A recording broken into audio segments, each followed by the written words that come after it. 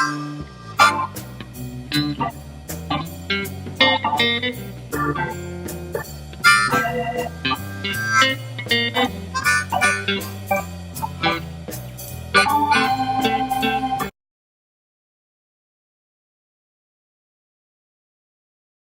getting ready to make some Italian chicken meatballs, and I'm going to show you how it's done. Here are the ingredients. You're going to need 1 to 2 pounds of ground chicken, some parsley, some Italian seasoning, some oregano, some garlic powder, onion powder, 2 eggs, some mozzarella cheese, or you could substitute the mozzarella for Parmesan, and you will also need some breadcrumbs. In a large mixing bowl, you add in your ground chicken, and we're going to now add in the breadcrumbs, and I'm putting about a cup, and I think I added a little bit more than that, so about a cup to cup and a half, depending on the moisture of your chicken. You don't want the chicken to be too moist because then the meatball will not hold well. Next, I'm going to add in some mozzarella cheese, and like I said, you can actually substitute the mozzarella cheese out for Parmesan or cheddar even, whatever cheese flavors you like best for your family. Please substitute and put the ones you like. But mozzarella seemed to work very well in this recipe. And of course, I'm adding a little bit more because it looked like it needed a little bit more, and everything always tastes better with cheese, so why not?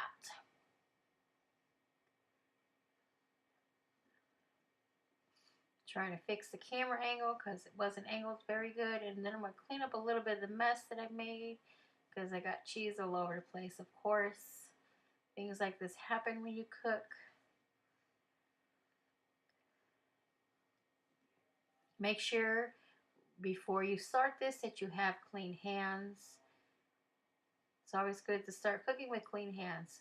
I'm going to start adding the parsley, about 1 to 2 teaspoons. I think this is a half a teaspoon I'm using, so it's about 1 teaspoon I put in, but you could add in more if you like or less.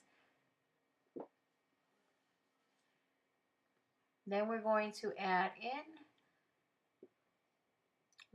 I think this is going to be the Italian seasoning, and we are going to do the same thing with the Italian seasoning, about 1 teaspoon. I will have the full recipe linked either in the beginning or the after this, in the beginning of this video or in the back of this video, and you could always go to my blog site for the full recipe and steps. Next will be the oregano, and we are going to add in the oregano,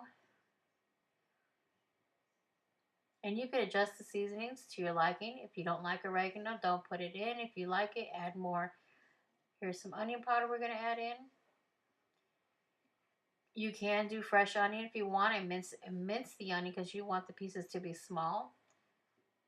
I'm just using what I have on hand right now, and there's some garlic powder. This is also convenient for after work. I don't have to do no dicing. I could just put in seasonings. And same with the garlic. You could actually put minced garlic.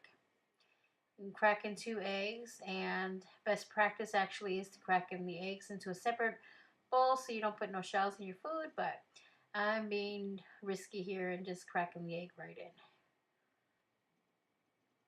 This is where your hands must be clean because we are diving in and we are going to mix this very well. I always use my hands when I cook because it's the best tool in the kitchen for me. I love my knives and stuff. My hands tell me if the chicken's too moist, if it's, it's the best tool for mixing. And you can feel if the chicken's too moist when you're mixing with your hand versus if you're doing it in a machine or something. And you can see the chicken's a little bit moist, and I believe I did add in a little bit more breadcrumbs later on off camera. But the mixture looks very well. Make sure you incorporate everything very well. And my hands are now loaded with chicken, so of course I need to add in salt and pepper, and I cannot touch nothing because my hands are dirty with chicken. So I have my youngest daughter put some salt and pepper in for me so that way I am not cross-contaminating anything in the kitchen. And that was probably about a half a teaspoon of salt.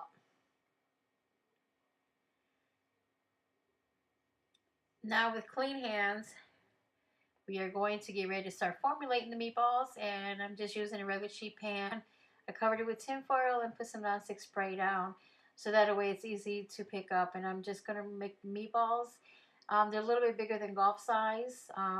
This is actually a main part of my dish, so if you're using this for spaghetti, you could surely make them smaller, but these were actually a main part of my dinner, so I made them a little bit bigger so that way it's the big protein part of the meal. You can see they're not perfect, but they do come out tasting amazing. So I'm going to keep forming meatballs until all my meat is gone. And if there's anything left at the bottom, I'm going to just take that and just add it to whatever meatball's there. So I'm using all my meat up and not wasting anything.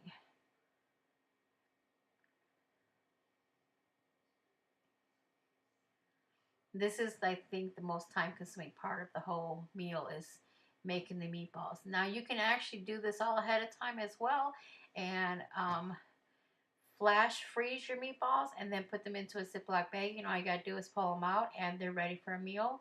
You don't have to do it the night of like I'm doing it. Meatballs is a very versatile dish, so I would recommend, if you are a working mom like me, to try to prep and do things ahead of time and then even freeze them and then pull them out the freezer, and voila, you have dinner ready. Almost done making the meatballs. And I was feeding 5 people this night, so everybody got a good 3 meatballs. And then I also made a side dish for this, so dinner came out amazing.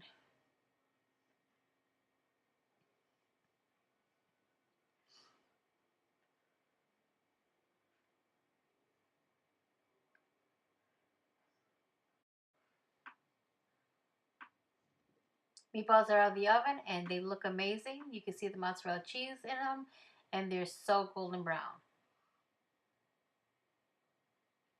Here's the finished product. I thank you so much for watching, and I will talk to you next time. Bye.